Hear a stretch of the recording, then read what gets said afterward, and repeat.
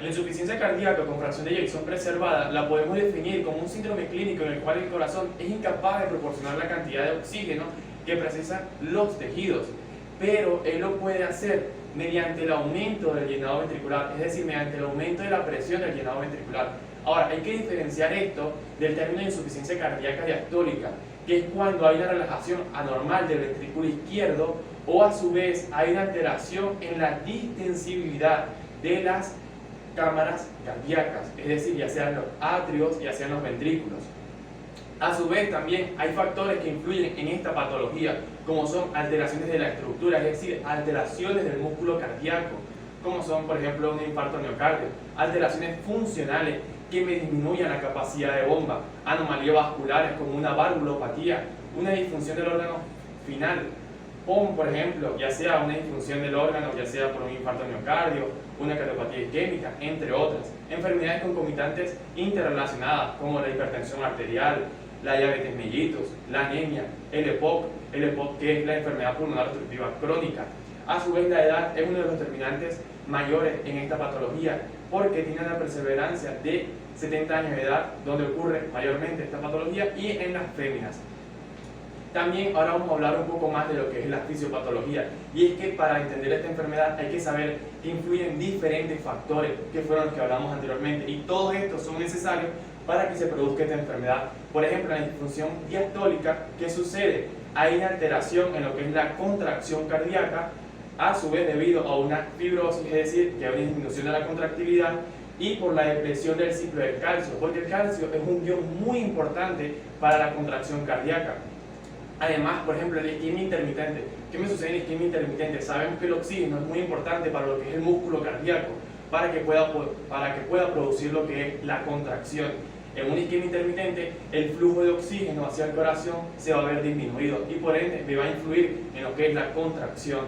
La edad avanzada, como hablábamos anteriormente, es muy predisponente porque en las personas de 70 años podemos tener enfermedades como hipertensión, diabetes mellitus, y anemia, entre otras más que pueden prevalecer en estas edades avanzadas. Pero estas lo que influyen es que pueden provocarme una disfunción endotelial, a su vez me pueden provocar un estrés oxidativo aún mayor, lo cual me va a provocar que estos tengan una mayor incidencia en lo que son las cardiopatías o enfermedades cardíacas. En la insuficiencia cardíaca con fracción de eyección preservada hay aumento de la presión arterial pulmonar debido a una congestión venosa pulmonar pasiva. Secundaria, el aumento de las presiones diastólicas ventriculares. Esto nos produce una hipertensión pulmonar, la cual se utiliza como diagnóstico diferencial entre la hipertensión pulmonar controlada y la hipertensión pulmonar producida por la insuficiencia cardíaca. En este caso, lo que estamos hablando que sería de la frecuencia de eyección preservada. También tenemos otro tipo de alteraciones, como lo son las neurohormonales. Es como se ha demostrado en la insuficiencia cardíaca con frecuencia de eyección reservada.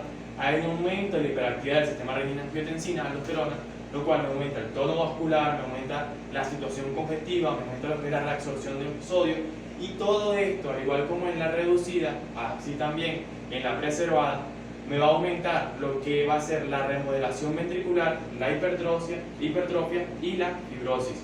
Entonces, la contracción auricular se va a ver disminuida y lo que es el llenado ventricular se va a ver disminuido también. ¿Por qué? Porque no va a estar en su buena distensibilidad. También podemos demostrar que el gasto cardíaco va a incrementar el retorno venoso, se va a aumentar también el gasto cardíaco, la contractividad y la frecuencia cardíaca y la vasodilatación periférica cuando ocurre este tipo de insuficiencia cardíaca. Es decir, que cuando la persona realiza ejercicio o cualquier esfuerzo, se va a necesitar de que su capacidad de bomba aumente y por ende no va a poder. Entonces aquí es donde se van a encontrar los signos o síntomas de insuficiencia cardíaca, como por ejemplo la disnea. En conclusión, la insuficiencia cardíaca con frecuencia de eyección preservada puede entenderse como una alteración de la reserva funcional diastólica, sistólica y vascular, la cual me va a condicionar lo que es la reducción de las condiciones hemodinámicas precisas durante el ejercicio, lo que hablamos anteriormente. Muchas de estas alteraciones podemos considerarlas fisiológicas según la edad. Por ejemplo, las personas de 70 años que sufren lo que es hipertensión, diabetes mellitus, entre otras. El desarrollo de insuficiencia cardíaca con la frecuencia de eyección preservada equivale a una forma acelerada de envejecimiento hipertensivo. Ahora muy bien, vamos a hablar de la insuficiencia cardíaca compensada y descompensada. vamos a observar en esa gráfica, la cual tenemos acá en esta diapositiva, y es que cuando ocurre un efecto o un daño súbito en el corazón, por ejemplo un infarto de miocardio, va a haber una disminución del gasto cardíaco. Recordemos que el gasto cardíaco normal es aproximadamente 5 litros por minuto o 5.5 dependiendo de la literatura. Entonces ocurre este fallo, me disminuye el gasto cardíaco aproximadamente a unos 2,5 litros por minuto, y a su vez la presión de la aurícula va a empezar a aumentar. Lo normal es de 0 milímetros de mercurio, me va a aumentar a 4 milímetros de mercurio. En este preciso momento, cuando ocurren unos 30 segundos o un minuto, va a haber una activación directa de lo que es el sistema nervioso simpático. ¿Y qué ocurre? Este sistema nervioso simpático me actúa en lo que es el corazón y me actúa a su vez en lo que son los vasos periféricos. Y todo esto para aumentar la capacidad de bomba, aumentar el retorno venoso y aumentarme el gasto cardíaco. Entonces, ¿qué ocurre? Como observamos acá en la lámina, en esta gráfica, en el punto C me va a ocurrir un aumento del gasto cardíaco, me va a ocurrir también lo que es un aumento de la presión auricular debido a ese retorno venoso, y por ende el cuerpo empieza a activarse también otro sistema, que es el de retención hídrica, que esto ocurre en una fase crónica. Entonces empieza a haber esa retención hídrica también. Cuando ocurre esa reabsorción de sodio, de agua y de sal, se activa todo esto, pero a su vez aquí hay que tener un breve inciso de que la función renal va a estar un poco inhibida. ¿Por qué? Porque no va a ser la misma ingesta de sodio y agua y sal, no va a ser la misma que se va a excretar, porque toda se va a estar reabsorbiendo. ¿Esto qué me va a influir? En que vamos a ver un aumento del gasto cardíaco, me va a influir en un aumento de la presión auricular. ¿Por qué? Porque hay un aumento del retorno venoso debido a esto que hablamos de la retención hídrica. Y justo cuando ocurre esto, de que llega al gasto cardíaco a 5 litros por minuto o 5.5 litros por minuto, ¿qué ocurre? Esa retención hídrica se detiene y ese gasto cardíaco es normal. Entonces ahí vamos a estar hablando de que hay una insuficiencia cardíaca compensada. Pero ¿qué sucede? Que cuando el paciente intenta hacer ejercicio, la capacidad de bomba está al máximo. Entonces, por ende, van a aparecer los síntomas de insuficiencia cardíaca, ya que el corazón no va a poder aumentar su capacidad de bomba. En la insuficiencia cardíaca descompensada vamos a observar lo mismo que en la compensada. Vamos a tener una disminución súbita de lo que es el gasto cardíaco debido a esa anomalía cardíaca o a esa patología cardíaca, como un infarto de miocardio, por ejemplo, como lo podemos observar en el punto A. Tenemos lo que es la disminución del gasto cardíaco a 2,5 litros como el anterior, tenemos la presión auricular aproximadamente a 2-3 milímetros de mercurio, y empieza a haber un retorno venoso. ¿Por qué? Porque se activó el sistema nervioso simpático. Al activarse el sistema nervioso simpático, ¿qué nos sucede? Hay un aumento de la capacidad de bomba, hay un aumento de la presión auricular. ¿Por qué? El aumento de la presión auricular, porque hay un aumento del retorno venoso. Esa presión auricular es aproximadamente unos 4 milímetros de mercurio y el gasto cardíaco aumenta a unos 4,5 milímetros de mercurio.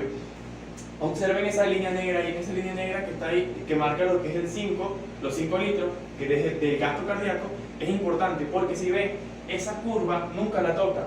¿Por qué?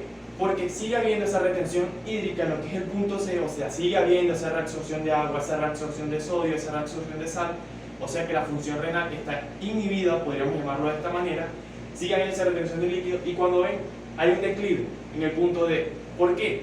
Porque la capacidad de bomba, o sea, el músculo cardíaco, se empieza a distender y a distender y a distender y a distender. ¿Por qué sucede eso? Porque hay un aumento del retorno venoso, y eso me sucede que hay una distensibilidad cardíaca, del músculo cardíaco. Cuando esto llega a un límite, la bomba cardíaca falla, fracasa, ya no puede aumentar su capacidad de bomba y observamos ese declive hasta donde está el punto F. ¿Por qué sucede esto? Porque cuando tenemos en el punto E al punto F, ¿cómo responde nuestro organismo? Responde diciéndole al riñón, empieza a reabsorber de manera mucho más acelerada lo que es el agua y el sodio, y al reabsorberla de manera acelerada, ¿qué sucede? Me aumenta aún más el retorno venoso, y eso me aumenta aún más la distensibilidad. ¿Y qué sucede?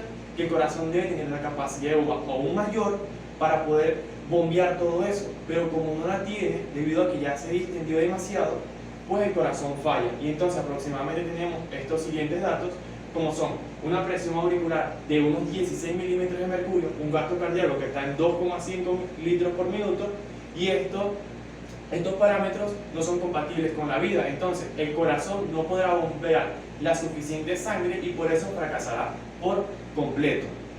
Una de las consecuencias que me puede provocar lo que es la insuficiencia cardíaca es el edema de pulmón. Imaginemos que tenemos el ventrículo izquierdo debilitado. Una vez que este ventrículo izquierdo está debilitado, ¿qué sucede?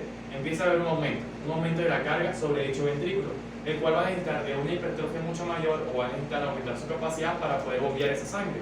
Entonces, cuando la sangre comienza a quedar atrapada en los pulmones es porque hay un aumento de ese retorno venoso y eso va a ir hacia la circulación central. Entonces, esto me va a provocar un aumento de la presión capilar pulmonar. Y cuando me aumenta la presión capilar pulmonar debido a ese aumento del retorno venoso, me va a empezar a haber transudación. Entonces, cuando ocurre la transudación, ¿qué sucede? Ese líquido va a estar en el espacio intersticial o va a estar dentro de los alvéolos, lo cual me va a disminuir lo que es el intercambio gaseoso debido a esa ocupación que hay ahí, o sea que va a haber menos espacio para que ocurra el intercambio. Entonces, la disminución de la oxigenación de la sangre me va a provocar una debilidad cardíaca y una debilidad en las arteriolas. Ellas me responden de la siguiente manera, provocándome una vasodilatación periférica. Y esa vasodilatación periférica me va a aumentar el retorno venoso. Y al aumentarme el retorno venoso, me aumenta el estancamiento de la sangre. Al aumentarme el estancamiento de la sangre, me aumenta esa transudación, me aumenta la presión capilar y sigue todo eso en un círculo vicioso que se repite y me va a provocar lo que es el edema agudo del pulmón debido a una insuficiencia cardíaca.